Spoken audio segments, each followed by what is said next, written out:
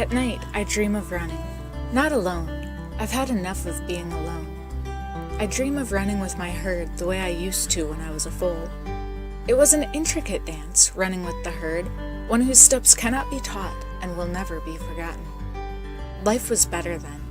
It has been far too long, though, since I have had room enough to run, or a herd with which to run, or a taste of green grass, or a glimpse of blue sky without a filthy window in the way. Only in my dreams can I truly recall those bygone days. When I wake, the dreams fade, even as I grasp at the remnants. Starting in the year 2000, Dreams introduces the reader to a horse who has been thrown aside by life.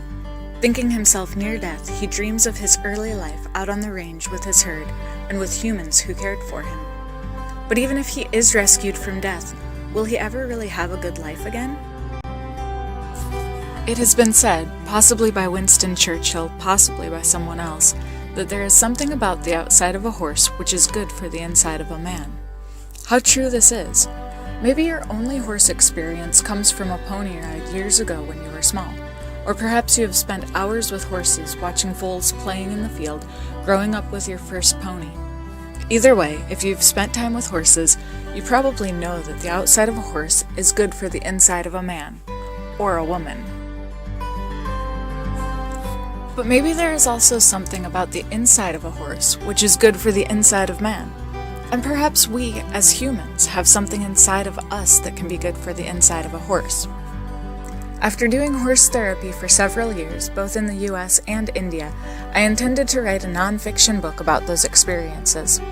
But when I sat down to write, a fiction story came out instead. The characters in Dreams, both human and equine, are based on bits and pieces of people and horses I've known in real life. The actions of the horses come from spending a lot of time with horses, and while it's impossible to know word for word what a horse is thinking, I've attempted to keep the narrator a horse rather than having his voice morph into a human. I wanted to make a story that both adults and children could enjoy. I've always loved books that are safe for children to read, but also enjoyable for adults to read. Families can read Dreams together, or read it separately and discuss it later. My hope is that you, regardless of age, come away from this book with a better understanding of the horse-human relationship and the impact that we have on them.